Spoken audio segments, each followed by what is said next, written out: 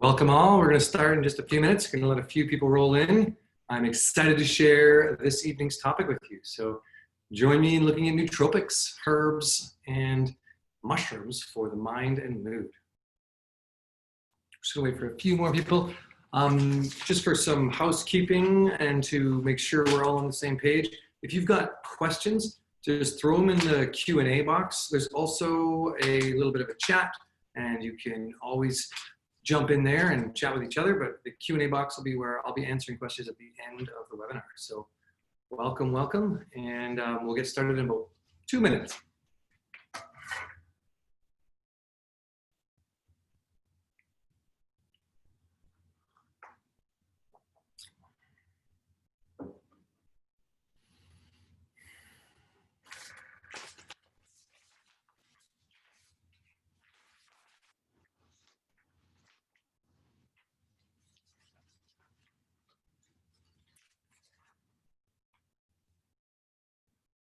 All right, looks like we got about almost 100 people online already. That's great. Tonight's webinar should go for about an hour. So, we'll have a bit of a Q&A at the end. And just first off, how's everybody doing? It's been a hot one in the last little while here in Canada, at least on the coast here where I am. And wow, did we ever need the heat? Everything in my garden anyway is just growing like crazy. And I'm sure some of you are feeling the same. The heat is a good thing. Happy summer. We're going to talk about nootropics tonight, which is really those things for the brain, these smart drugs, these super herbs that enhance our cognitive function. You'll notice I'm wearing blue blockers. These are just a fun, easy way to kind of put out the blue light so that we don't bring that in the evening. Because now that it's 7 o'clock here, it's evening time, and we want to make sure that we're kind of getting our circadian rhythms in flow, and we're not looking at too much blue screen. So just as a quick tip, if you find yourself working on the computer at nighttime or looking at your smartphone, maybe get yourself a pair of red glasses. This really helps. The other thing is there's all kinds of apps for the phone. Many of the phones, like the iPhones, actually have it built in. You can get into a red light spectrum on your screen. Or there's one called Flux that works really good on the computer. And I have that set on mine normally. But for tonight, because I'm in the dispensary here, I've got all the white light, blue light all around me. So I'm gonna wear my blue blockers. All right, we got 100 people on, we're ready. So for tonight's webinar, I'll be going back and forth between this mode and just a full screen. We got a few slides. We're gonna talk really in depth about just a few specific herbs and mushrooms that are nootropic. Now, of course, there are a lot of other nootropics, many of the amino acids. We're going to go into some of those to a degree, but this webinar is really focused on how we can take natural herbal supplements, really, and things that are going to really enhance our mind. So just to begin with, let's just take a quick dive into why do we need nootropics and what really are they? So we'll dive into that first. The big thing is that in the modern age, here's the issue. We spend so much of our time now doing mental work versus physical work. There's a lot of us still who do a bit of physical work. I know when I do physical work, lifting boxes, working in the garden, doing all these kinds of things, I feel way more powerful because my body's being engaged.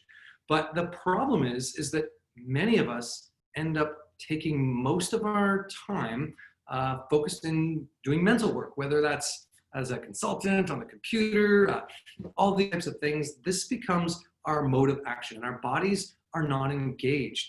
And with that, because of the social media world and advertising and all this stuff, we end up with a lot of things coming at us all the time, which is creating a level of disconnection between the heart and the mind, between the body and the mind, a lack of focus, lack of connection to community, creating all kinds of mental imbalances within our world. If you look up on Google herbs for, you'll find the first one that comes up is herbs for anxiety.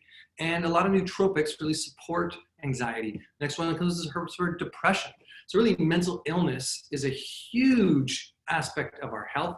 I believe in something called nature deficit disorder, which is what I think a lot of people suffer from, this lack of connection to the natural world. So even getting out into the natural world, even though it's not a direct nootropic, can really help feed the mind-heart connection. It's a great way to do that. But this is really the problem, is that we're disconnected, we're on our screens a lot, and we have a lack of focus in general because there's so much coming at us in this informational superhighway of the internet and in our jobs and what all that is. So, all right, so I'm gonna just stop sharing this and go back.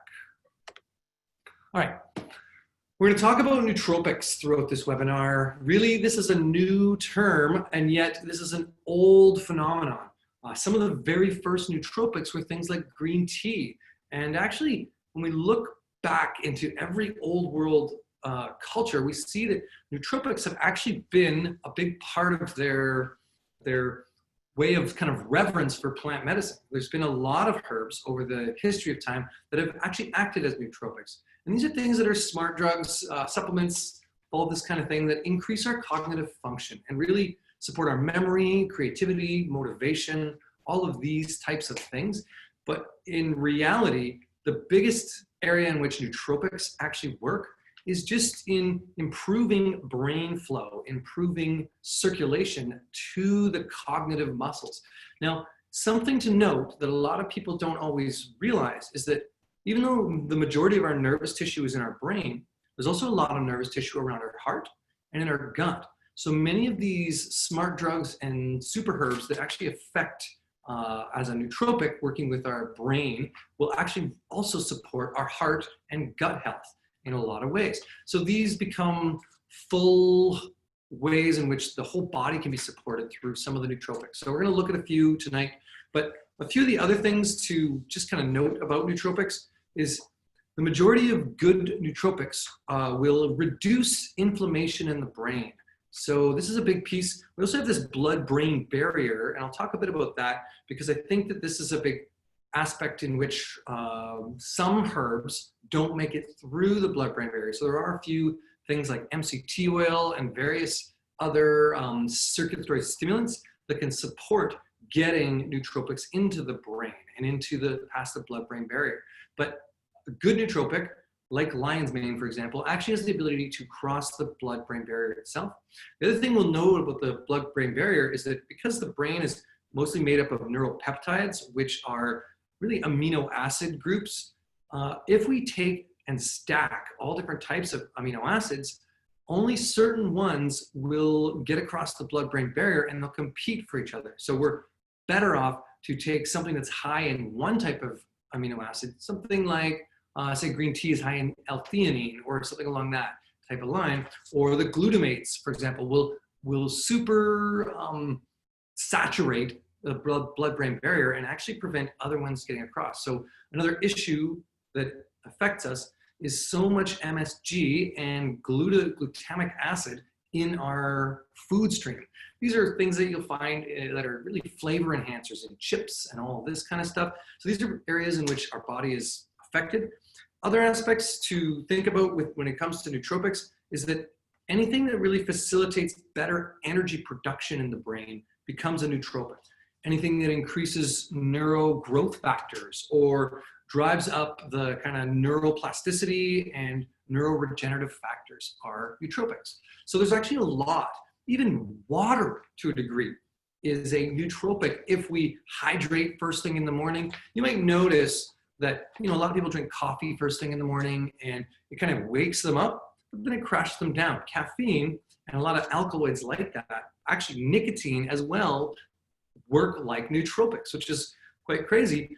But unless the blood and the brain are really nourished properly, we're gonna have this crash after some of those things. So areas that we wanna really focus on when we're trying to support the integration of nootropics in our body are getting good quality fats like the MCT oil in, which are medium chain triglycerides.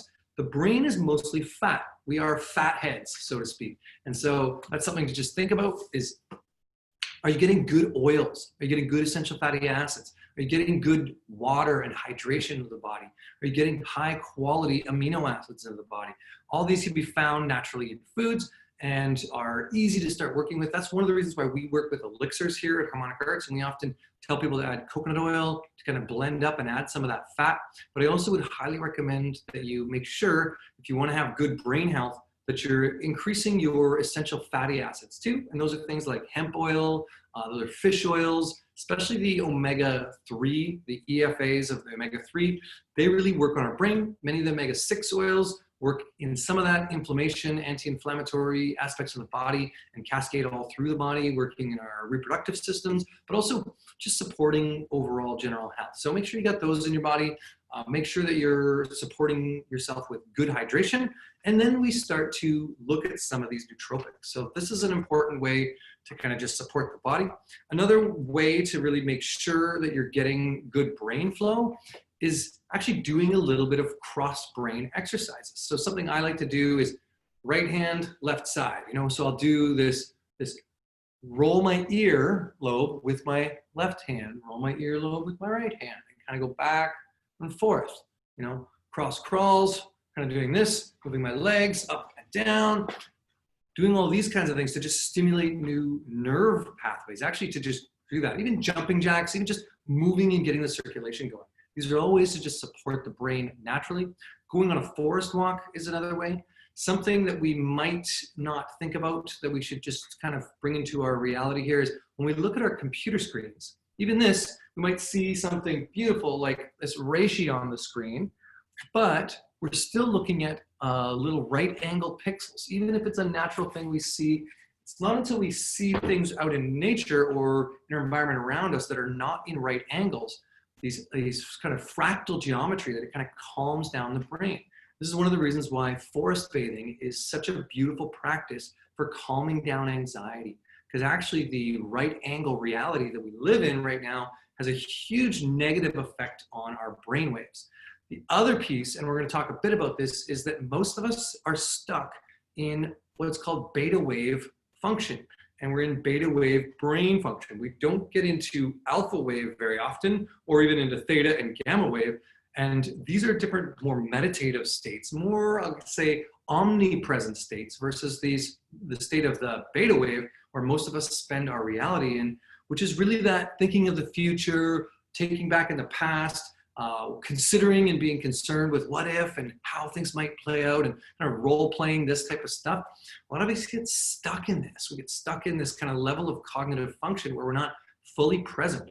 When we get into a meditative state, when we get fully present, we start to move into these alpha waves. So this is something that a lot of the neurobiologists have really recognized is a problem in humanity. This is the big issue that we face, is that a lot of us are actually stuck in beta wave function of this kind of problem, reaction, solution type mentality, where we're always trying to tinker, fix, tweak, strategize, optimize, all these kinds of things actually really damage our brain and our brain health over the long run, because it's too much stress on the system and it's always pushing, pushing, pushing.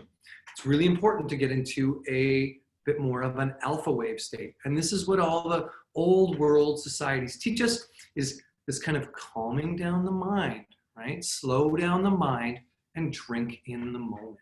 Meditative states, getting into flow state.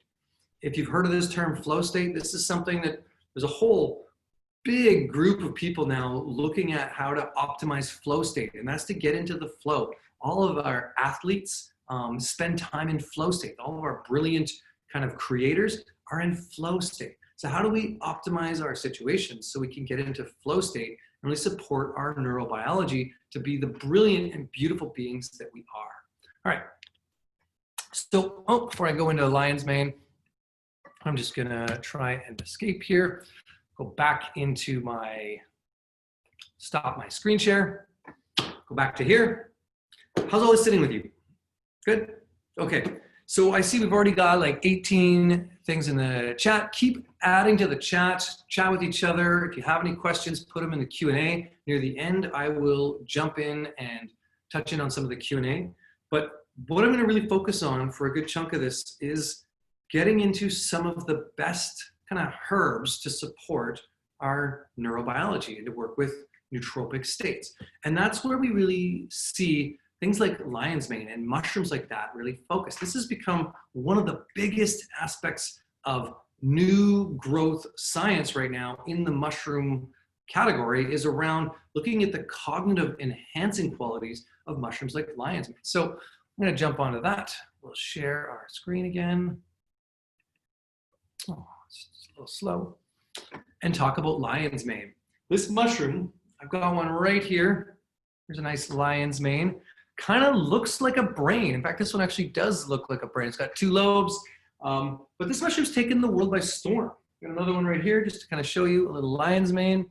This picture here is actually me hanging out on a lion's mane farm. Those are my dirty farmer hands as we were going through the lion's mane. And we ate these lion's mane as a delicacy. And actually, when you go back in the history and you look 2,000 to 3,000 years ago, lion's mane was first starting to be cultivated in Asia and started to be recognized in Asia. And actually, that's where most of these mushrooms that enhance our biology, the science and the folklore really comes from.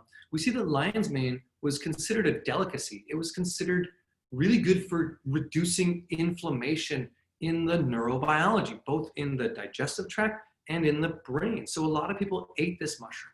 It's only in the last, say, 50 years that lion's mane has started to be studied as more of this nerve growth factor enhancer. And that was the sort of big science that came out early in the 80s, was how lion's mane stimulated new nerve growth factor. And before that, we had this belief that we just trimmed brain cells as we got older. And this is something that has been passed down the last few generations. Yeah, you just trim brain cells. Your kids are just trimming brain cells and finding the right flow of brain cells.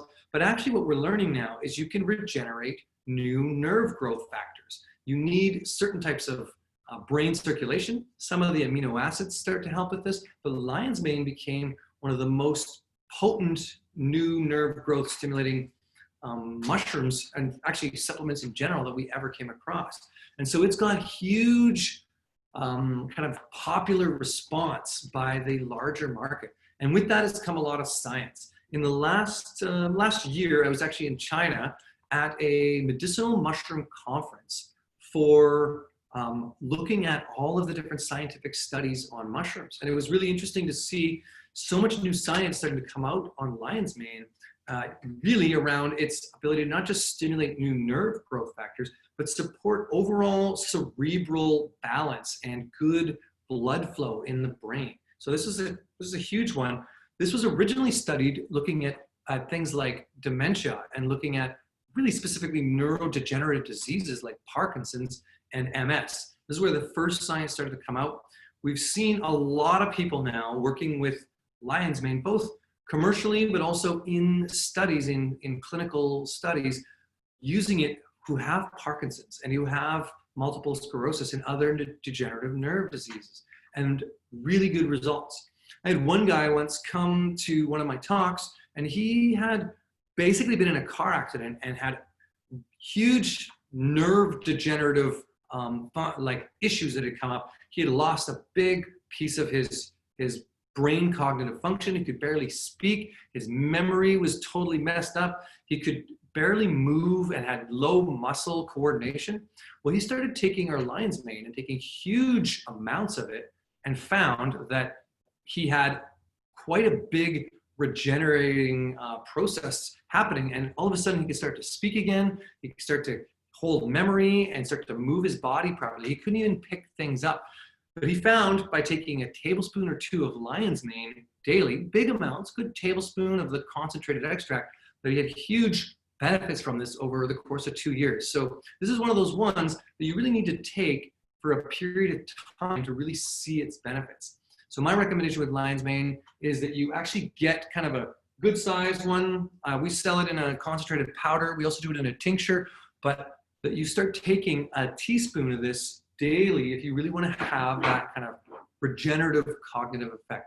Now, we've also seen the lion's mane from the neurodegenerative diseases started to see this science stemming into looking at Alzheimer's and looking at things like more dementia and even ADD. And we see that there's quite a big aspect of lion's mane supporting the whole overall neurobiology, increasing our mood. We like to think of it as the happy mushroom because it actually works with reducing anxiety and depression for anyone, but also especially for people with attention deficit disorder and any of that kind of cognitive lack of focus. Lion's mane really helps support that focus and, again, stimulating new nerve growth factors and also really just supporting the nervous system in general. So repairing our neurobiology and increasing our cognitive function. I think one of the reasons why lion's mane has become such a popular mushroom is because everyone wants that edge. All of us want to be sharper. We want to be more focused and keep our wits about us. And lion's mane is just the right mushroom in the right time in history where a lot of us have lost focus and we're kind of scatterlings, or this whole ADD phenomenon has come in, and a lot of us are finding ourselves out of connection or out of harmony and alignment in the whole body. Now, there are other mushrooms that work this way. Reishi is another great one, and I'll talk a bit about that later. But really, lion's mane is this mushroom that comes to us from the Asian culture and has really taken, especially North America, by storm as becoming the most popular mushroom of our time now. For a long time, reishi was, and then chaga was, and now lion's mane is far more popular in the world of supplementation than any of the other mushrooms. And yet this was actually originally a food that was used just to calm down a nervous stomach and inflammation in the gut. Two more little kind of interesting things about lion's mane that I found when I was reading up on it and looking at it is that actually Shaolin monks used to take lion's mane and consume it and eat it as a meal before meditating and before kind of tuning in China. But also this has been very popular in Japan. And it was interesting, I was reading this article that was saying how this was part of the old practice in some of the cultures of ninjutsu, where actually people doing martial arts would take lion's mane as a way to support their muscle memory and nerve memory. So if you're doing any kind of activity where you need that kind of neural response and that muscle memory, whether it's sports, whether it's karate, whether it's ninjutsu, whether it's some kind of martial arts like that, lion's mane might actually be a good supplement for you to just increase your body's speed at building those neural connections, building new synapse connections, building better muscle memory. Pretty cool. I like that one.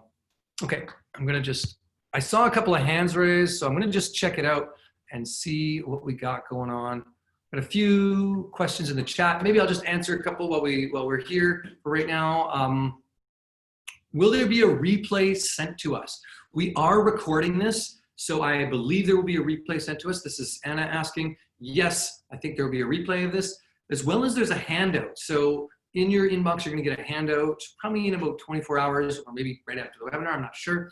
I know with these Zoom webinars, it takes 24 hours before they load up and are able to send out the replay. So you'll get one of those. And do any other amino acids, okay, so Janelle is asking, do any other amino acids absorb through the heart and the gut area? Yes, they do.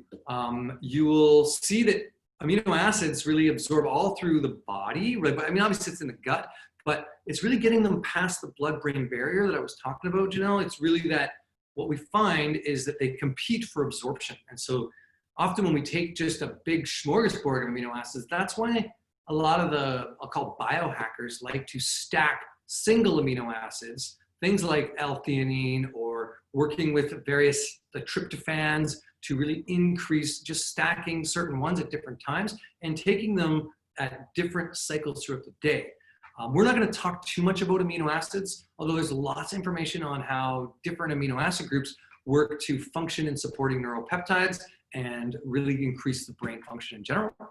Okay, Sam is asking, is lion's mane more active or bioavailable, fresh or dried? I would say that lion's mane actually concentrates once it's dried. It's great fresh. I love it as a food. We see that now a lot of people in farmers markets who grow things like shiitake are starting to grow lion's mane. So you buy it in the market. You also buy it in Chinatown. That might not be the best lion's mane. If you're looking for sources of lion's mane, ideally it's going to be organic. And ideally it's going to have a pesticide residue test and a heavy metal test.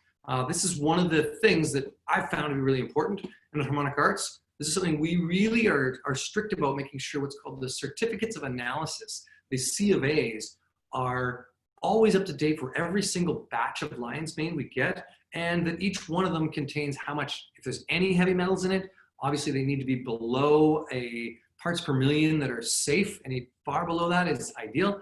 Is it properly certified organic? Has it come with any pesticide residue tests? These are all tests we like to do at Harmonic Arts. We do third-party tests as well as take our vendor tests. So we feel like we have some of the best lion's mane in the world. You can also use lion's mane as a mycelium as well as a fruiting body, but I've found personally that the uracinones and the other compounds in lion's mane are far superior in the fruiting body. So that's my favorite. I prefer the fruiting body extracts. I find they have more flavor, and also that sort of just increases the chemistry and the potency to it. Okay, and Janine is asking, where do you find the lion's mane? Where do you find them? Lion's mane, is this something you sell? Yes, we do. It's also that. Okay. All right, I'm going to stop with the questions because otherwise what happens is I just end up getting too far into questions. Actually, I'll get one more here. When using a formula containing lion's mane or reishi, is it preferable for it to contain the fruiting body or the mycelium and spawn? So I kind of just answered that. I prefer the fruiting body, especially with reishi. Reishi, the fruiting body, is far more potent than the mycelium. With lion's mane, the fruiting body is only a little bit more potent than the mycelium, but all the science, or at least most of the science, the good like 90% of the science really focuses on the fruiting bodies, not on the mycelium. So you can use both. There are definitely great beta-glucans in the mycelium, but there's more than just beta-glucans in the chemistry of these mushrooms. And when we look at things beyond just their immunomodulating properties, we see, like, especially their cognitive function properties, reishi, the grounding aspect that it has. It's a lot to do with the terpenes, the diterpenes that are in the fruiting body of lion's mane, or the triterpenes that are in the fruiting body of reishi. Plus, there's flavonoid groups and all of these kinds of things in there, polyphenol groups. Those are all far more in the fruiting bodies. All right, that's a bit on that. Looks like we've got a few people in the chat. Keep chatting, share with each other. So I'm going to just jump back into a couple of these different neuro supportive ones. All right, lion's mane. What's next? This is a cool one. Now, this isn't the #1 nootropic. Lion's mane, I think right now is, but lotus pollen and actually green tea pollen and pollen in general. There's something about pollen that is very powerful in our body. And I think there's an aspect that we need to kind of just look at a little deeper when it comes to pollens. I love the lotus pollen, the blue lotus, the sacred lotus, the white lotus, the yellow lotus. The pollens of lotus flower in particular have a deeper connection to supporting our third eye, our intuition. So lotus pollen actually ends up being one of those kind of intuition third eye connector. So helping us a little more get into a deeper flow state and into that synchronicity and alignment. But how this works, first off, you've probably heard of lotus before. Even if it's just from the Buddha and sitting in the lotus position, part of the idea of the lotus representing Buddha is this meditative state. And so lotus actually represents this space between the worlds, and it's transforming something out of a turbid waste material, which is underground, all the muck and uck and gross, yucky stuff that's in the pond, and transforming it into this beautiful, transcendent lotus flower. So even just I'll call it the doctrine of signature of that transformational kind of phoenix rising out of the fire, whatever that might be, that transformative alchemical experience is one way in which lotus has been used as a medicine, is to transform turbid materials in our body into beautiful, blossoming, awakened awareness. And this is part of the reason why lotus is connected to the Buddha and to Buddhism in that way. But another thing about lotus that's just really neat is how this one really calms down the mind. And I'll say with lotus pollen, something that I've loved about it is because pollens are the male reproductive aspect of the plant. Pollens are that reproductive kind of potency. they contain all the essence and energy and best chemistry that a plant produces. So just to tap into this concept of eating pollens and being a pollen eater for a second, you'll notice that when you eat pollens, most of them are very safe. It's sort of like eating eggs. They're the nourishing, kind of really nutrient dense piece. We see this with pine pollen and its explosion into the world of supporting as an androgen and supporting metabolism. But we see that it's not just that they are very nutrient dense, they contain a very specific profile of chemistry. So remember how I mentioned amino acids work as neurotransmitters and really help support our neurobiology and our neuroplasticity? Well, here's where pollens really shine, is many pollens have a lot of free-form amino acids, which means that they have all of these really just small, beautiful, easily available and abundant amino acid groups in the pollen. Plus, they're loaded with protective antioxidant chemistry, so they don't denature. So we find that we get a lot of great support from the neurobiology. So in a way, lotus pollen stacked in with lion's mane makes a really good smart drug, because you've got the lion's mane that's increasing neuroplasticity, and the lotus pollen is providing all of these free-form amino acids and all these antioxidant flavonoid groups and things that are going to reduce the oxidative inflammation in the brain. So pollens become a great support for our brain, as well as for our heart, as well as for any area of dense tissue in our body. Flavonoids, and those are all your color pigments. Those are all your kind of bright colors we see in our berries. They really help support circulation at a micro level in our densest capillary beds. So versus just our blood flowing through our arteries, really those dense capillary beds getting better circulation is what we find happens with a lot of the flavonoid groups. So eat your berries, eat your high antioxidant foods, and you'll get better circulation through all those areas like your liver, your kidneys, your eyes, your heart muscle, and your brain to reduce down inflammation and oxidative damage. So that's an aspect of lotus pollen.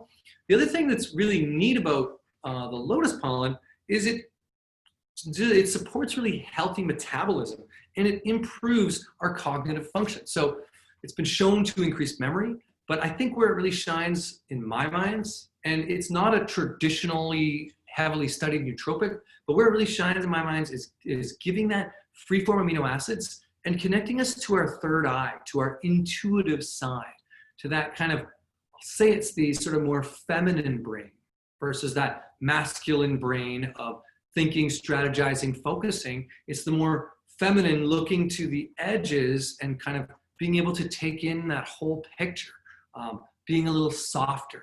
So lotus pollen works as a great one this way. So that's one of my favorites, and one I just wanted to kind of make sure we put in here. It's also one that we add into a number of our products for this function. All of our nootropic blends, our 2 nootropic blends we have pollens in them, our Matcha Mind and our Elevate. These are our 2 elixirs that we use as nootropics. And I've been a huge fan of working with pollens, but just for one more quick hit on pollens, there are so many amazing pollens out there. I highly recommend, especially in the spring, we're almost past pollen season, although you'll see some of the flowers are still deeply pollinating, but you go around and start teasing out pollens out of flowers, out of plants. In the spring, some of my favorites are hazelnut pollen and elderflower pollen. I found those to be really energy enhancing. I love working with the hazelnut pollen. It's very tasty. I also love working with the pine pollen. Of course, this is one that I am have a big fan for. Its capacity to really support our whole body in a lot of ways. We see in some of these pollens also pretty serious chemistry, like coenzyme Q10 is in some of the pollens, which is one that really supports our cardiovascular system, our heart muscle, and our circulatory support, really just increasing better flow and protecting the body. We also see things like superoxide dismutase, SOD, which is known mostly from chaga. I got a little piece of chaga here. It's another one. Chaga is more of an anti-inflammatory, not really a neuroregenerative mushroom, but it's got a great capacity to support the neurobiology by reducing inflammation. And part of that is oxidative damage. So look at what oxidative damage is in your body, in your life, and that's a great way to just start to support getting better brain flow, better brain function, less fog, less brain fog. And SOD, or superoxide dismutase, is one that's in both lotus pollen and in green tea pollen and in pine pollen. So just a good one. Anyway, join up with we have a little mini Facebook group called Pollen Eaters. It's not that active, but in the spring, we all post our favorite pollens that we've been mowing on, and just start playing with some of the pollens in your environment. And let me know in the chat what kind of pollens you might have eaten in the past, or things like I've tried probably 50, 60 different pollens. Every plant, just a little bit of trillium pollen, or just a little bit of skunk cabbage pollen, or a lot of hazelnut pollen. Okay, what's next? Mucuna. Okay, some of you heard of this one, Mucuna purines. This one has really shown to have huge benefits on our neurobiology. And it's actually one of those mushrooms, or not mushrooms, one of those beans, one of those herbs that if you actually looked at the chemistry of this and saw what's in it, you'd go, whoa, this should almost be a drug. It's so potent. It's got such a huge amount of dopamine in it. And it's got supportive ability to really increase our mood and our cognitive function. It's the highest natural source of L-dopa. And the Mucuna extract that we work with is about 15% L-dopa. And that's a pretty serious volume of L-dopa in that. And what that does is it works with kind of increasing, it's a happy bean. So it kind of just really supports our mood, reduces anxiety, gives us better focus, increases circulatory balance within the brain. And because it's a bit of a circulatory stimulant, it also increases our libido. So it might work with our sexual drive or our creative drive. And a lot of people think of libido as just about sexual drive and how to create better sort of sexual enhancement. I really think of libido as actually how creative you can be. Your sexual energy, remember, is your creative energy. So cognitive creative energy is also something that we see comes along with many of these libido herbs that increase the circulation and get our energy and our heart pumping and our blood moving. These are also things that will support our neurobiology. So Mucuna has been heavily studied, this one specifically with, again, neurodegenerative diseases. Mucuna comes out of Ayurvedic medicine, known as kapokachu, and it's a bean, velvet bean, that grows this big vine. And it was cool when I was in Asia. I got to see some of these Mucuna vines, and they're massive. They have like huge trunks, kind of wrap around trees, often we'll say killing a tree or supporting the tree as it dies and is able to still live off of the Mucuna itself. So they kind of create this relationship. And I found that the taste of the Mucuna is very tasty. I actually love it. It goes really good with chocolate. So Mucuna and chocolate. Chocolate's another one. We're not going to talk about it too much, but just know that it's going to increase our mood. It's got the anandamides and that kind of bliss chemistry that's going to increase our mood and work a bit like a nootropic itself. Plus, it's got theobromine in it, which is similar to caffeine. It's a little bit in chocolate that way. And that really supports neurobiology as well, as long as it's not going to make us crash like coffee does. But things like mate and chocolate that have a bit of that, and green tea, which I think we're going to talk about next, have that caffeine component to them that increase our awareness and wake us up. A lot of these alkaloids do that. Ironically enough, even things like nicotine, that's part of the reason why people started smoking, is it woke them up and it put them in a state of focus. Now we know there's negative effects to that, but these alkaloids have powerful bits of chemistry in our body. So Mucuna basically is one that helps calm and balance the nervous system, really supporting a more calm, balanced nervous system, but also reducing our anxiety. A lot of us, part of the thing that really messes with our brain chemistry is that we live in a world where we're comparing to each other, where we're continually in this competition versus what my favorite new term is co-opetition. We're all working in this together. And something I just have to say to anybody who has anxiety around social anxiety or any kind of thing like that is that every one of us does, especially as the modern age turns into much more social media interaction. All we see is each other's best. and we're always comparing ourselves to each other, therefore creating even some form of anxiety when we come out in person and we're raw and real and naked with each other. We have this level of anxiety. This is one of the major problems. And I find that Mucuna and the lion's mane, those are two that just really reduce this anxiety. And I want to just say that you are already enough. We all are already enough. And we all have been unconditionally loved since the day we were born. Even if we didn't feel that in conditional love from each other, even if we don't feel that we're enough in our anxiety, we're continually striving to do better, just remember that you are already enough. And you already won the game, right? You were born in this beautiful time here on planet Earth, and you're unconditionally loved. So I just want to put that out there as a message in general. But Mucuna is one that I've seen work really well with people who have depression, and really well with people who have anxiety, and anyone with neurodegenerative diseases. So we're seeing a lot of people stack the lion's mane, Mucuna, and another herb, ashwagandha, as a great way to work with MS or Parkinson's. These are those are two stacks, two different diseases or neurodegenerative diseases that have had really good results with again, Mucuna, lion's mane, and ashwagandha. And ashwagandha is another great one. I'm not going to talk too much about that one today, just based on our time. We don't have a ton of time. Let me just make sure I do a time check. And so I want to just keep us in flow because we're only here for an hour. That's all you got today with me. And I want to just appreciate your time. It's your most valuable resource. So go back to doing whatever amazing thing you're doing after this webinar. Okay, matcha, green tea. I love this one.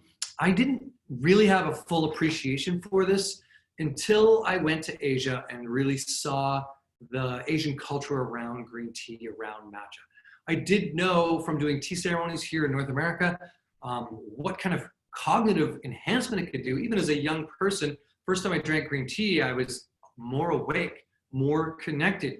Green tea has shown to support kind of I'll say the byline for it is to get more memory, or no, sorry, not more memory, sorry, more focus and calm. So it calms us down, but creates more focus.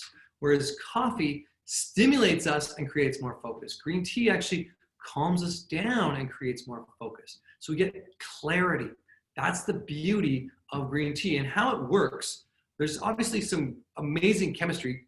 Green tea is like 30% protein, amino acid groups, by the way, by weight. And some of that will transfer into water. So you will get that. If you mix your green tea with fat, you're also going to absorb more of those amino acid groups. But so there's that piece to it. But the main thing is it's got something called L-theanine, and it also has caffeine in it. So let me just see. Oh yeah. The L-theanine, and something I wanted to just kind of mention about L-theanine is it calms down the jittery feel that caffeine does. So caffeine might stimulate us.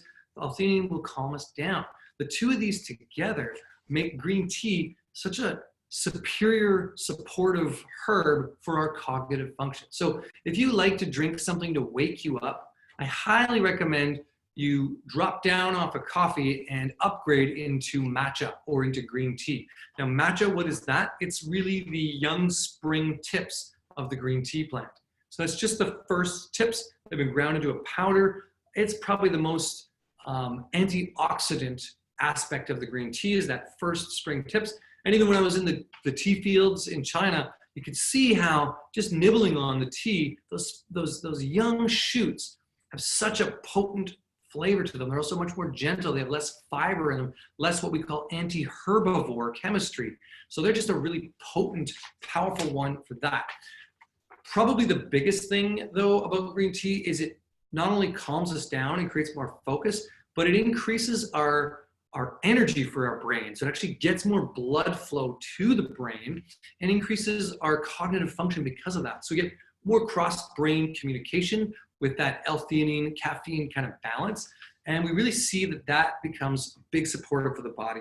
Another way is that it has the easy ability to cross the blood-brain barrier. So we can use green tea as a taxi driver to drive other neuro-beneficial chemistry into the body, right? So that's one of the things I like about it. When we make a matcha, we do this one called Matcha Mind. And Matcha Mind uses matcha as the driver, the base driver to drive in all the other chemistry deeper in. And this one's got lion's mane in it. It's got the green tea pollen, not the lotus pollen, but the green tea pollen, and Mucuna. So it's a simple 4-part formula. Very powerful though. More lion's mane in here than any other product I've seen on the market. And it's got a matcha base with lion's mane, green tea pollen, and that Mucuna that we talked about earlier. So that's kind of one of our favorite ones. The other thing is when I make my own matcha, I'll start to sprinkle in any other neurosupportive chemistry I want to work with, because there's lots of other herbs that can support the neurobiology. So the other thing about this is that green tea has been recognized as probably the #1 nootropic for the longest period of time. This was used by monks. This was used all through Asia as a nootropic. They didn't use the word nootropic, but it's been used for thousands of years this way. We would sit around tea and have a tea ceremony and chat about all the important issues of the time. And this has been its main way of kind of affecting the body. It also lowers our blood pressure, so it calms us down from being in that heat kind of state. So as far as say you're in a debate or you're having a conversation with somebody, green tea can lower the anxiety, can lower the blood pressure, and just kind of regulate the brain in a way that makes us all sharper and more cognitively with it. So when I'm working on a new article, or when I'm researching something, or I'm just kind of creating anything, I often like to sip on matcha mind or green tea or something along this line to help stimulate my brain. Okay. So what are some other nootropics? There are tons of nootropics. I've only had a chance to talk about just a few, but I want to just mention that there are lots. This picture is of reishi. Reishi is one of the top nootropics that we know of for calming down the body, for grounding into the heart. Remember that our heart has a lot of neurochemistry around it as well, a lot of nervous cells around the heart. So to tap into the heart field and use that as our primary organ of perception, this to me is kind of the ultimate jam, is to get into the heart field and out of the brain mind field, so to speak, because our brains trip us up sometimes, but our heart, as our primary organ of perception, the brain will always entrain to the heart. So I love reishi for that. I love its capacity to bring us into this mind-brain-heart connection. And I think that if we could do any one thing to bring our awareness back into the heart, would be the biggest thing that could save humanity and save this planet and get us into a reflective state of what's really important in the world. And I think maybe that's one of the benefits that's come from, even though there's a lot of issues with the social distancing, with all of the stuff, but we've had to slow down because of COVID. And some of us, I'm not saying everybody, but some of us have had an opportunity to dive deeper into our hearts and realize what really matters, what's really important here. Reishi is a great one for that. Another great nootropic is Bacopa brahmi. This comes out of Ayurvedic medicine, but we also see it growing in Mexico. And Bacopa is one that really increases neuroplasticity. We use it in a tincture called Thought Flow. That's this one. It's hard to see there, Thought Flow. I love this tincture. It's got many nootropics in it that are not, we didn't talk about. It's got gotu kola and ginkgo and rosemary. These are all nootropics. So sometimes I'll add Thought Flow into my tea when I'm making a tea, or I'll just keep it with me when I'm doing kind of cognitive cerebral work. And those are all ones. Rosemary is one that's very antioxidant for the brain, really supporting the neurochemistry. It's an amazing herb. Even just give it a smell when you have brain fog. Just try that once. If you got a rosemary plant and you're feeling a little bit of cognitive dissonance, waft in some rosemary. It's amazing. Ginkgo is one of the classic ones we know of for the brain, but all the ginkgo on the market has to be really a 95 concentrate of 95:1 to really show the cognitive function. Mostly what it was actually used, ginkgo leaves were used as a digestive to calm down a nervous stomach, to calm down nervous inflammation in the digestive tract. So I like it that way. It's a supportive herb, but know that you're going to use a 95 or 90:1 extract if you really want to have high cognitive results. Gotu kola is another one like that. I love that. That's in this Thought Flow. I'm gonna have another shot of this because it's so good. That rosemary. But Gotu-kola works more with our third eye again, works more with our intuitive side. Other ones are things like passion flower, calming down the nervous system. Many of our nervines can calm that down. Skullcap. Another good one is rhodiola. Rhodiola is known to really support the adrenals and kind of the whole endocrine system, but it's another great nootropic herb. So there's lots here. We only had a few minutes to really talk about a few. So I wanted to focus on the ones that we work with and I found the best results with, which are lion's mane, the pollens, the mucuna, and the green tea and the matcha. All right. So beyond that, just know that this is an ever-growing science. We are looking deeper at herbs. There is so much around single ingredients that can be used. Another good one actually is a herb is pine bark. We've seen pycnogenol and pine bark and some of these antioxidants in there. But if you really want to support your brain, the best thing to do is to get the circulation flowing in there and to get the things across the blood-brain barrier that are going to support it. Get your good amino acid groups, get your good fats in, work with some of these cognitively enhancing mushrooms and super herbs, and also do some exercises like slowing down the mind and drinking in the moment. Meditate a little bit, go for forest walks, get the body moving in this kind of flow mode. Biking, skiing, cross-country skiing that is, and or some kind of jogging or running or meditative movement can start to stimulate the brain in many different ways. Okay, so some of our favorite products, I mentioned lion's mane. This one is amazing. The thing about our lion's mane that I think is really what makes it shine in the industry is we do a powdered extract, which is a 7-to-1 lion's mane extract. You really need a good amount of this mushroom to get the potent benefits. So you want to take about 500 milligrams to 2,000 milligrams of lion's mane extract. I find that way better than just the whole fruits. I love lion's mane as a whole mushroom like this, but really that's more to just enjoy for a food. I would prefer to take an extract like this to really get that cognitive enhancement and to really be a happy mushroom to reduce anxiety. This is also a powdered extract that is water soluble. So it goes straight up into any coffee, tea, smoothie, yogurt. I put it in my kids' oatmeal sometimes. We put lion's mane and reishi into pancake batter when we're making that in the mornings for Saturday morning pancakes for the kids. So there's a lot of ways you can add this. It has a nice flavor. So I prefer the powder, this one, really because, well, here we go. You already see a big picture of it. But the real reason I prefer the powder is because it's so easy to work with. And when you taste it, you get that much more potency than you would from taking capsules. So that's that one. And Elevate, this one, I just want to talk about for a second. Elevate right here is it was our original nootropic that we kind of created for just increasing and elevating the mood and the mind. This one has the green tea pollen and the lotus and the mucuna and the lion's mane in it. It's in a base of a kind of creamy cardamom, coconut cream and lucuma base, and it's just really delicious. But it's got all this cognitive enhancing properties, and it's an easy elixir you can just add to water, or my favorite is to add it to a tea. I brought one here to share with you called Thought Flow. This is another one of our teas. Thought Flow has the ginkgo and the gotu-kola and a little bit of rosemary in it as well. It's very similar to the tincture, but it's just a nice flavor. Lemon verbena. It's got the antioxidants of rhyobis, and it's just a very tasty tea. I think there's also holy basil in here, and that's it. Linden flowers, which are another great one. So I like to make Elevate with Thought Flow tea. I also love to make it with gynostemma tea or peppermint tea or holy basil tea. Those are all great choices. That's my favorite way, but it's so good on its own.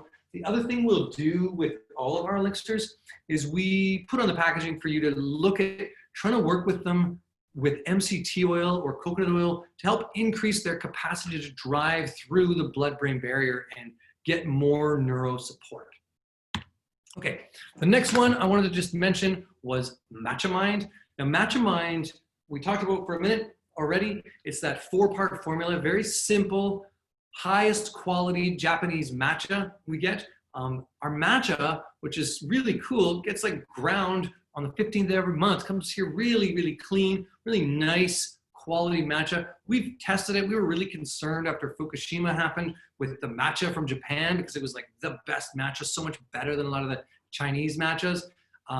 But, you know, luckily where the matcha farm is that we work with is on the other side of Japan, and they had done a lot of testing, and we've come back over the last few years feeling like this is still the best matcha on the market, and it's well tested and it comes in really fresh. So we work with a really high quality matcha that's organic. We also, what we love about this one is that it's so simple and it's just stacking up matcha. I think matcha on its own is amazing for the brain and for the body and for just supporting the cardiovascular system. But when you stack on the lion's mane and the green tea pollen and the mucuna, all of a sudden you've got this really neurosupportive function. So this is when I love to drink, again, when I'm doing some of that deep work, when I'm working on my computer, when I'm doing, when I'm writing or getting into creative flow, even as I'm making other new formulations, I love to play with drinking matcha mind as a base. Okay, that's it. That's the basic of this slideshow webinar. I'm going to jump back onto the other screen and answer some of your questions. But before I go, just remember that you've got a printable. You've got a free PDF printable that comes with this. We're going to send that out and a recording of this webinar. So you'll get that via, if you signed up for the webinar and your email is in our system, you'll get that. I also just want to invite you to follow us at Harmonic Arts on all of our channels, whether it's on our social media for Instagram or Facebook. We've got lots of great, we do different sales. We have lots of information that comes out this month. I think we're really focused on things like lion's mane and just trying to support you with more information around some of these mushrooms and some of these elixirs. But we're also always doing this kind of stuff. So join us there. If you want to connect with me deeper, look to the Herbal Jedi YouTube channel. That's where I do most of my work. I'm also Herbal Jedi on Instagram, so you can follow me there. And one more kind of announcement piece I want to just sort of put out here because I've got you here and I'm really excited about this is with another herbalist, we've been doing the Vancouver Island Herb Gathering. So if you're interested in herbal medicine, you might have come to the Vancouver Island Herb Gathering. We've done 4 now and they've been amazing. But because of COVID and because of the social distancing and because of this awareness we have that we all need to know more about herbs and learn more from a deeper level, we've decided to join forces with the Kootenai Herb Conference, and we're actually putting together a herb conference this November, November 5th through the 8th online. So Canadian Herb Conference is happening this year, and some of our team, we're bringing together 30 to 50 herbalists from across the country to really support you with learning more about herbal medicine. So you can find out more about that at herbconference.com or herbconference.ca, and look for Canadian Herb Conference on Instagram and Facebook. And we'll be posting all kinds of stuff on that. I'm really excited about this because I believe that knowledge about plants and learning how to connect deeper with our own health sovereignty, that plant medicine is people's medicine, and that's really where we need to start putting our energy, is more reverence for the powerful benefits that these plants have. So that's another one that I just want to invite you to check out, is herbconference.ca or herbconference.com. Okay, I'm going to jump off the share and answer any questions you might have. So if you've got questions, throw them in the Q&A now, because you've got me for another 10 minutes to answer questions. And if not, I just want to say thank you for joining me for this webinar and looking a little deeper at some of these nootropic herbs and mushrooms. This is just the tip of the iceberg. There's so much more to this. If you're interested in this kind of things, we're going to keep building on growing out more awareness around how to increase our cognitive function, how to increase our ability to just heal ourselves. And we're going to keep doing webinars like this on different topics throughout the next few months, especially with this whole awareness that we might get a second wave and we might be stuck in our homes again in the fall. If not, hopefully we're not, but we're going to keep giving you more of this type of content. So if you like this, let our team know you want to see more, and send us a message, some feedback on our Facebook or Instagram, telling us what you want us to talk about next. What do you want to learn about when it comes to herbs? All right, going to the comments. I'm going to answer some of these. Scott's asking from near the beginning of the webinar, Oh, are there any good telomere studies on telomere growth and herbs and mushrooms? Yes. I didn't talk about telomeres. Telomeres are really cool new edge science awareness of how long we live. They are the enhancers in awareness of our longevity. So the length of the telomeres in our cells, really in our DNA essentially, tell our body how to reproduce. And the longer our telomeres, the better we reproduce new cells and healthy cells. They slowly kind of shrink over the course of our life. And this is one of the ways in which we've started to measure aging is in telomere length. I'll tell you that reishi in particular is one that is shown to really increase telomere length. So has chaga. So these are two mushrooms that there's actually a number of studies really looking at how they increase the length of the telomeres, especially the fruiting body extracts of reishi. That's one of the reasons why reishi is known as the mushroom of immortality, the mushroom of longevity. Another one that's shown that is actually some of the ginsengs have shown to really increase the telomere length, and so is shilajit, and so has deer antler velvet. There's a few studies on these different things to increase telomere length. There's not a way to share with you comments, but maybe I'm going to post something on telomere growth and medicinals soon, because I think this is a really important topic and a lot of people are interested. So yeah, I would say reishi is the number one that I've seen, but some of these other things have shown to increase and or stop the degeneration of telomere length. Okay. Harlan is asking, when you use formulas containing lion's mane or reishi? Oh yeah, I already answered that question. Angela is asking, Rhea MSG, she wants to know, do naturally occurring glutamates such as shiitake mushrooms have the same as the MSG, same effect basically as MSG with food additives? I will say, no, they do not. Naturally occurring glutamates really are the umami flavor. And you'll see a lot of the mushrooms have this kind of umami flavor to it. They are excitotoxins to a degree. They will excite the brain, but they're not going to have the same up-down crash and allergy response that MSG foods do. But they will make other things taste better. So it's useful. I would say one of the problems with anything that is an excitotoxin or something that really stimulates the body to have a larger sensory perception like that is that you're going to end up with this whole almost addiction to the excitotoxin. So you eat enough glutamates and you start to really crave a lot more glutamates. And this is what happened in Asia, right? The umami flavor became such a big part of their culture. Soy sauces and tamaris and shiitake mushrooms and some of the seaweeds have these in them, that they started to really find artificial glutamates to supplement for the need for more of these glutamates in their body because they appreciated them so much, they loved them. So that's how we ended up with MSG is actually just people in that part of the world getting so addicted to glutamates and umami. Okay. Andrew's asking, would lotus pollen be related to the blue lotus flower? Yes, the lotus pollen is related. We actually work with a white lotus pollen, but the blue lotus, white lotus, they're all in the same family.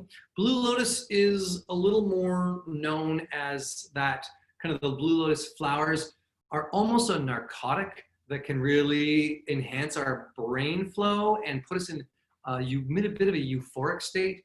They might have been the original lotus eaters kind of phenomenon. They originally grow more in Egypt and were cultivated heavily there. But you can smoke blue lotus, or you can make a tea, or you can make a tincture with it, and it has a really powerful effect on the brain. But yeah, the white lotus does as well. Even our pond lilies can have this effect. So even some of our pond lily flowers, like our yellow pond lilies that are common here in North America, can have a similar effect. Again, it's this transformational process that lotus really represents and has that effect on the body, both as the lotus root, lotus flower, and lotus pollen. Okay. I knew somebody might ask this. Simon is asking about microdosing with psilocybin to enhance brain function. I will say, well, yeah, that is that's the growing edge awareness right now, is how microdosing can really enhance our brain function. And it's something that, off the record, I've explored, and I think it's really powerful, even though we're recording this, so we're obviously on the record, but I think it's a really powerful way to enhance the neurobiology because it opens up the gating channels and sensory perception of the brain. Heavy hero doses, as we call them, can have a profound effect as well, but really microdosing at a small level in a safe way can really work with things like people who have depression or are in a jam or are feeling in a funk. This could be one of the ways as a gateway to open this up. I will say that one of the problems with microdosing is people then think it's something they need to do all the time. The concept of microdosing really should be that it's a state shift, very gentle. You don't actually get high when you microdose. You take 0.1 of a gram, very small dosage, but a state shift to build the awareness so that you don't need the microdose in the future. It's not to just continually take microdose after microdose after microdose. And really you should take it every 3 days if you're going to. And I'll say there's a lot of, the Stamets stack, for example, is a lion's mane and a niacin stack with the psilocybin in a microdose.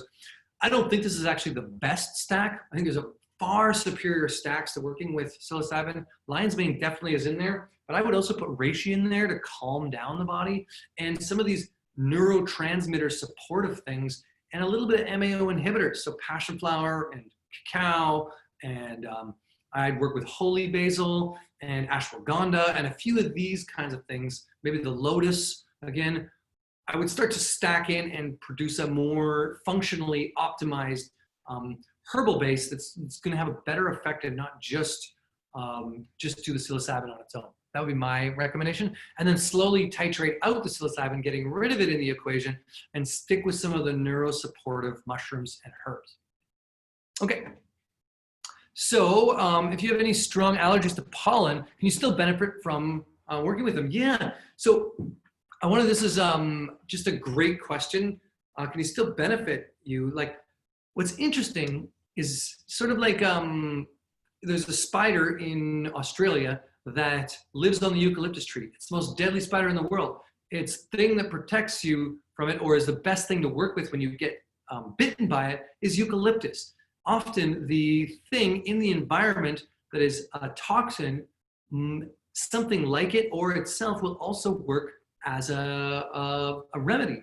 So ironically, when we eat a lot of pollens, they have quercetin and antihistamine compounds in them.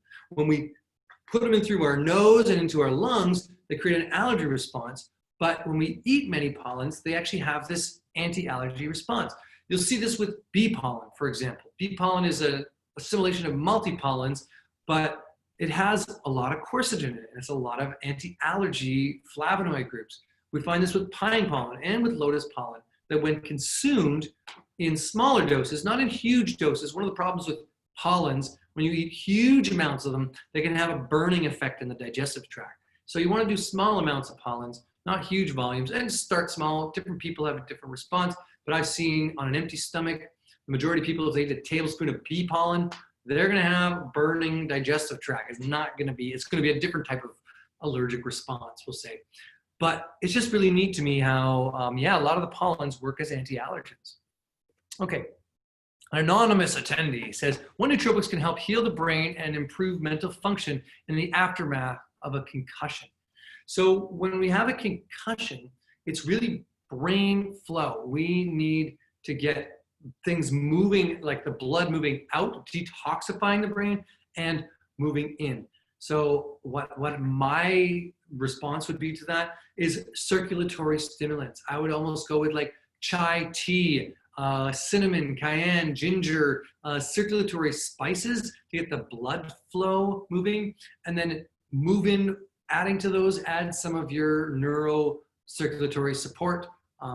Things like the lion's mane, but also to calm down the brain, I might add reishi. I might also add some of the nervines to support from nerve damage. So circulatory stimulants are going to be the biggest one. Get the brain draining and flowing and detoxifying naturally that way. Okay, why does matcha upset my stomach so much, says Dave.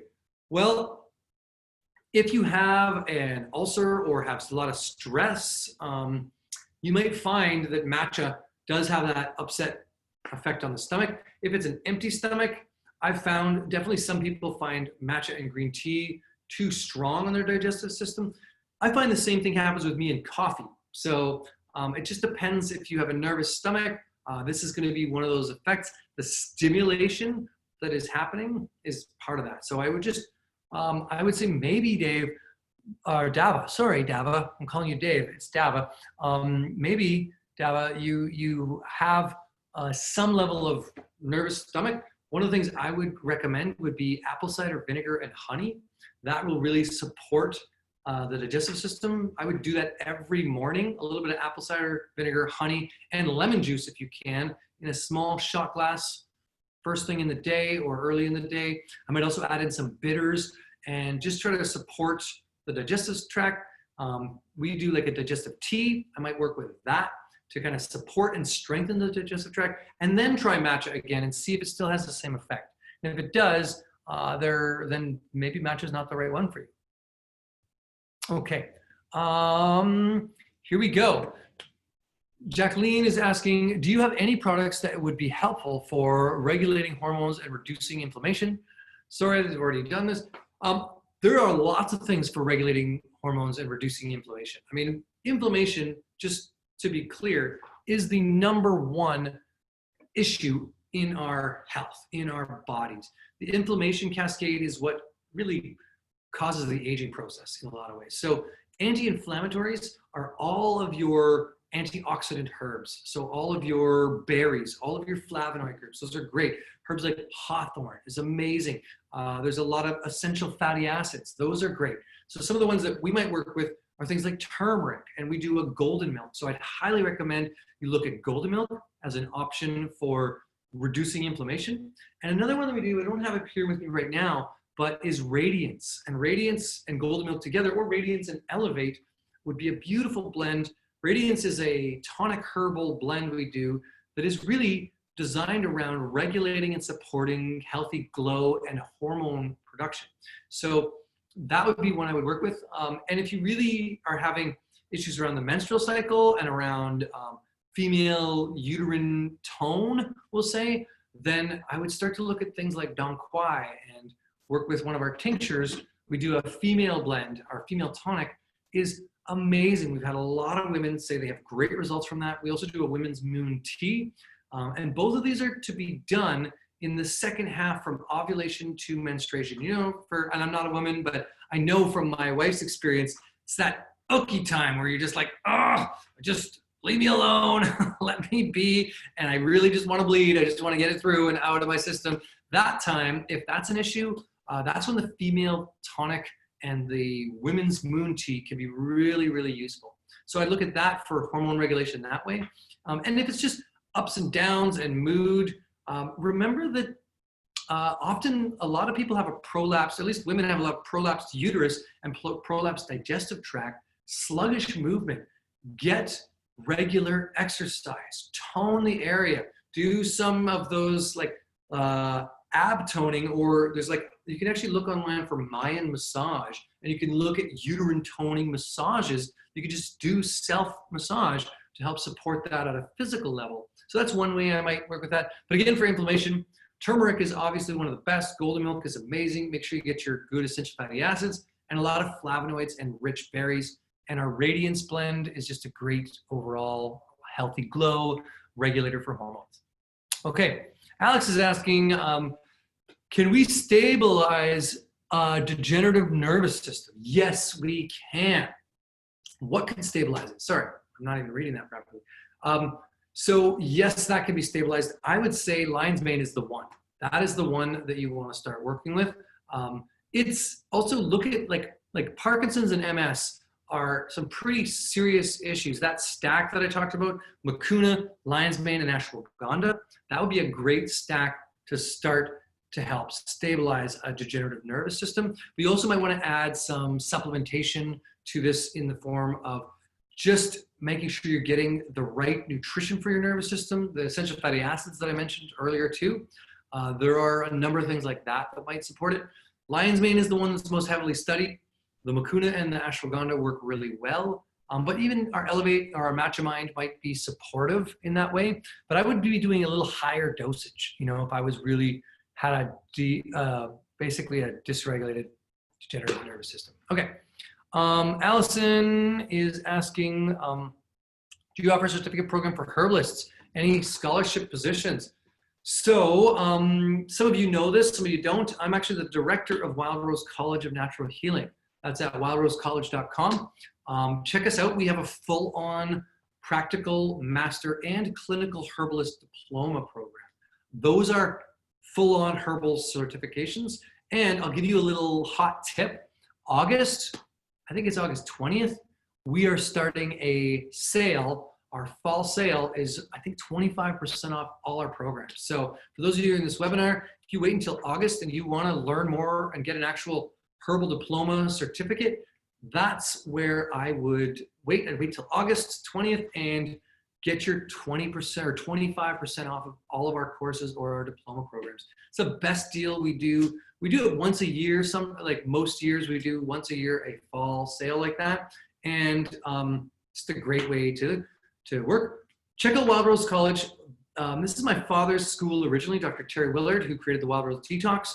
And you know, he's been doing this for ever since 1975. The school has been existing. So there's a lot of herb schools out there now, but Wild Rose has this huge length of information and really deep-seated information that has grown and is continually growing throughout the generations. So far more informational depth at Wild Rose than I've seen in a lot of the herbal diploma programs. But whatever you decide to work with, even if it's a nutritional school that offers just a herbal course, highly recommend you do that. So Allison, I personally don't have, or Harmonic Arts doesn't have a certificate program, but Wild Rose College does, and it's a really, really good one. Okay, any last questions there, folks? You got me for just a minute or two more. Melissa Camp, nice to see you on here. Is a 5 mushroom blend a good base to start, or should we go individually with any single mushroom? So 7 out of 10 people, great question. 7 out of 10 people, I recommend the 5 mushroom blend because most of us could use some of the cognitive functions from lion's mane. We might also use the grounding from reishi or the adrenal and stress balancing and libido support from cordyceps and the antioxidant protection from that. We might use the liver support from turkey tail and the anti-inflammatory and immune support from chaga. So I think the 5 mushroom is the best one to work with. But if you wanted to work with a single mushroom, one of my favorites is to take a single mushroom we want to work with. Say we really want to improve our cognitive function with lion's mane. We might take 5 mushroom and lion's mane together and take a half a teaspoon of each or a quarter teaspoon of each, depending on the dosage we want to work with. And that way we're getting some of all of the mushrooms. We're getting a higher dose of the one we're really working with. So that'd be my answer. I've often seen people with who want to work on their nervous system. I recommend doing both of that with the 5 mushrooms. So lion's mane and the 5 mushroom. All right, thanks for asking that.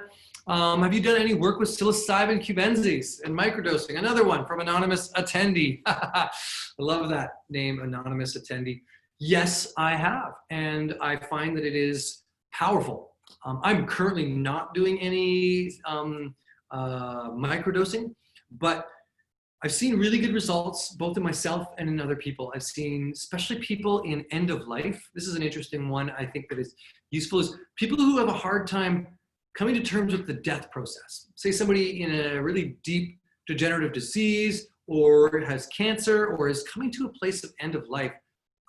There's some good studies and good results from clinicians giving them microdoses to actually improve their kind of ability to deal with the death cycle. And I think that's one way in which psilocybin at a microdose level works for all of us, or even at a macrodose level, is to increase our awareness and to support our ability to deal with change, to deal with self-limiting beliefs, to deal with or to create the death of things that no longer serve us.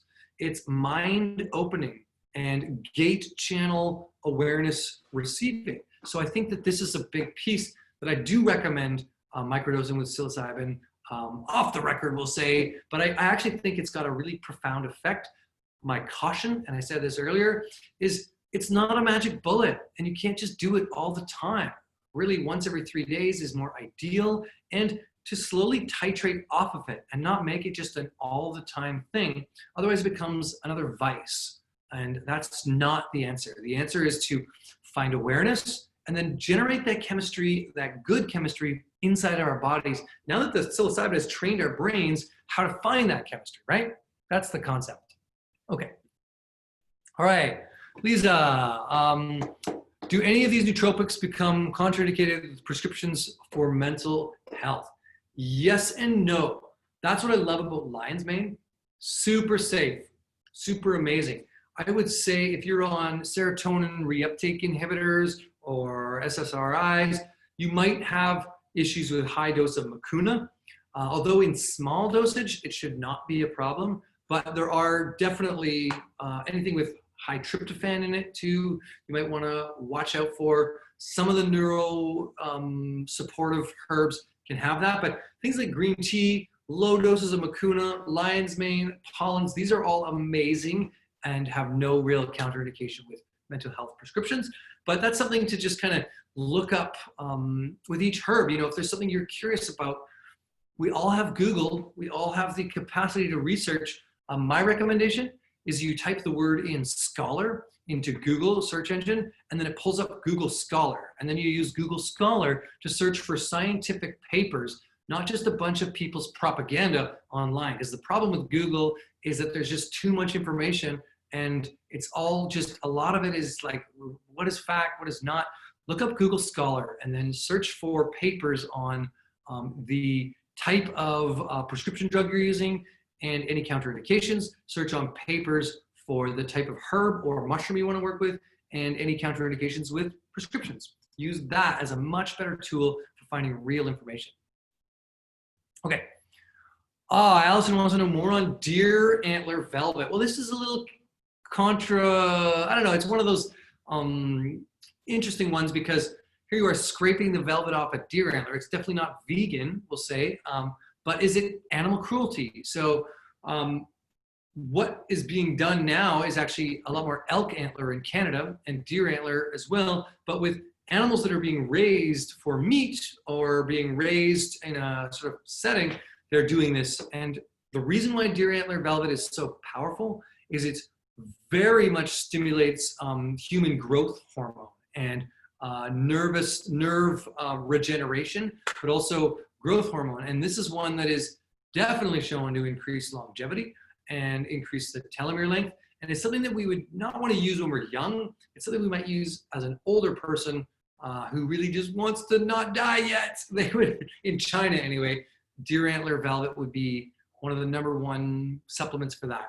It's really the fastest growing tissue on the planet as far as that growth factor goes. So that's enough on that for now. I've made tincture with it. I've tried it myself. I don't really use it because of the ethical implications of it. Although anybody who sells deer antler velvet will tell you it's totally safe and good with the animals. I just, you know, that's just me. Okay. Galaxy Super 8 is asking, is reishi best consumed as a tincture or tea? Reishi is far better as a tincture or as a powdered concentrated extract. That's my recommendation. The reason is that you get far more of the triterpenes, which are the antiviral compounds, some of the telomere lengthening or extending compounds. Just some of the best chemistry is in the fruiting body. And as a tincture, you get the alcohol soluble compounds. As a powdered extract, you get the alcohol soluble compounds. So tea is great. Love reishi tea. We definitely work with it that way. If you're just wanting to work with the immunomodulating polysaccharides, which are great too, then the tea is a good way to go. Okay, how many more questions we got? You guys and your questions. I'm gonna have to park it at 8:30 because I really do value your time. So I'm gonna give you 6 more minutes of questions and then I'm gonna go. And thank you for joining me tonight. And as I can see, just by the questions, just a segue before I even take another question is, I really appreciate your questions and I really appreciate answering things outside of the webinar. So thank you for asking them. And I wanna just put one more thing to you. Make sure you write Harmonic Arts and tell them, our customer service or our social media, what kind of webinars do you wanna see next? What are the things you want us to talk about in supporting your health? we want to support you in growing health sovereignty, into creating the best life you can through working with plants and mushrooms. And so let us know what you want to learn about as far as this kind of information around things we can support you with in your health protocols. Okay, can you please send us a link to the register for the Herb Conference when you send the video link out? I can try.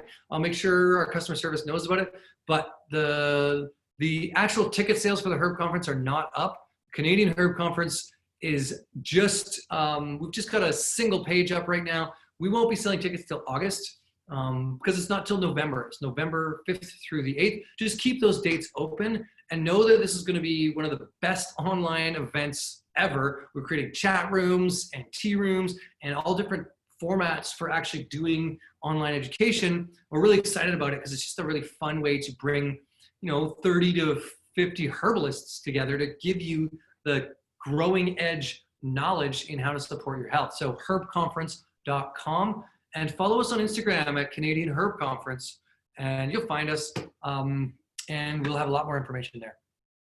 Okay. Is there any foods that can be eaten with nootropics to increase the bioavailability other than the MC2O? Yes, sir. So that's a great question. Thank you, anonymous attendee. So what foods can we use to increase bioavailability?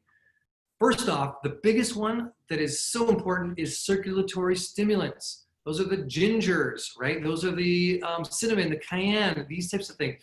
The other one that I didn't talk about, but I wanted to mention is herbs that affect the endocannabinol system.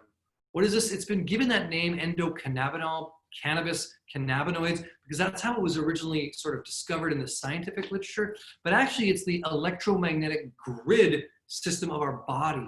Herbs that affect our overall awareness of that. And that's things like astragalus, that's things like turmeric, that's things like reishi. Those are eleuthero, Siberian ginseng.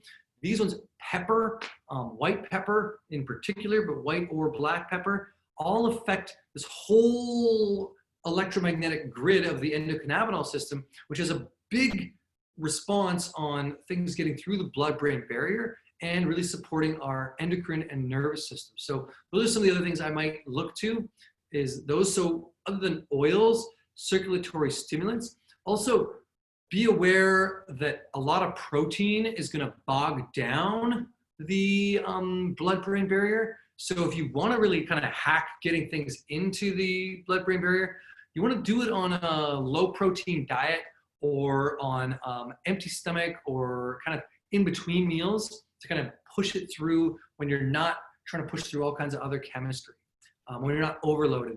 The other thing is I find a lot of nootropics that aren't stimulating are great in the evenings or first thing in the morning. It's a great way to take them. So even just time of day without those kind of big meals is a great way to work with. And again, the reishi, the astragalus, the ginsengs, the pepper, the turmeric, these kind of things, and all the spices are all really good. Okay.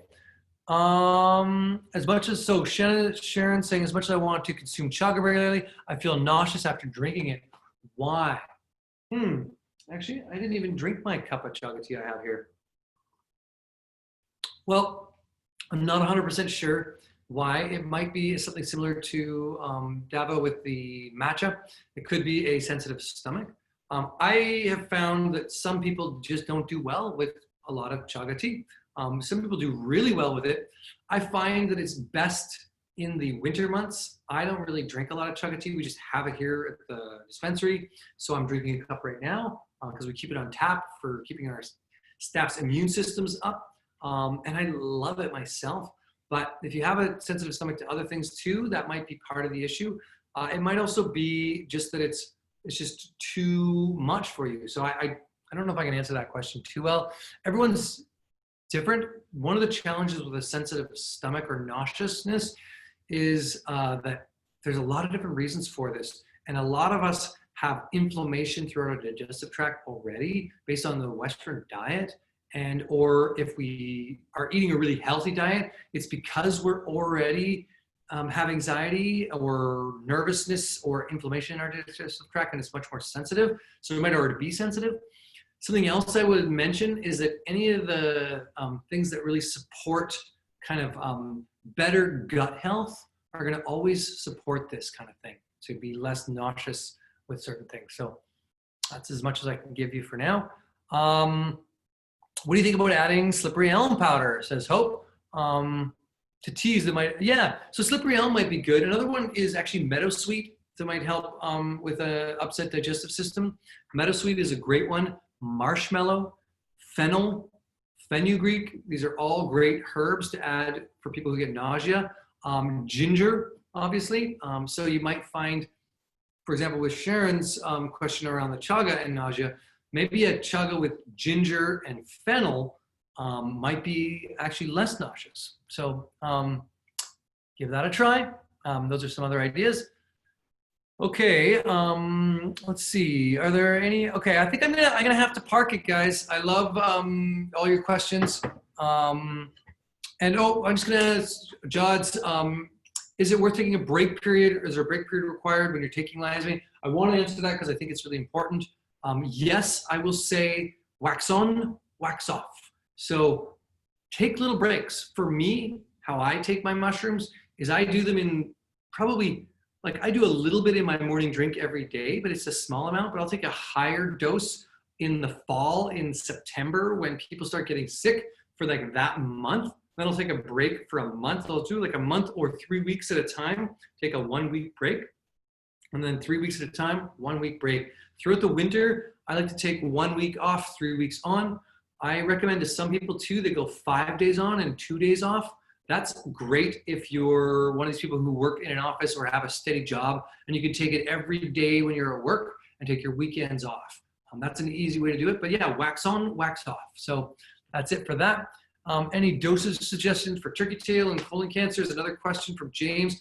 I will say macrodose, you're gonna need a good volume if you're dealing with cancer. Turkey tail, you know, a regular dose is around 500 milligrams to 1,000 milligrams of a concentrated extract. I recommend 2,000 to 3,000 milligrams, which is 2 to 3 grams of turkey tail for any kind of cancer treatment. I'd also start to look at turkey tail and the 5 mushroom blend or some other things like that. Okay, and yes, the other one, another question around lion's mane is lion's mane good for adding to children's? Yes, I find lion's mane's amazing. All the 5 mushrooms are amazing for children. I give them to my kids and have their whole life. I know a number of breastfeeding mamas who have taken both turkey tail and chaga and reishi throughout their pregnancy with great results, and start to give them to their babies in breast milk, but then also give our kids, especially those with ADD, a little bit of reishi and lion's mane can go a long way in supporting their neurobiology as they grow. And they're very safe and gentle to work with kids. That's what's so great. Okay, thank you, friends. May the forest be with you, and thanks for joining me in this webinar. That's all for now.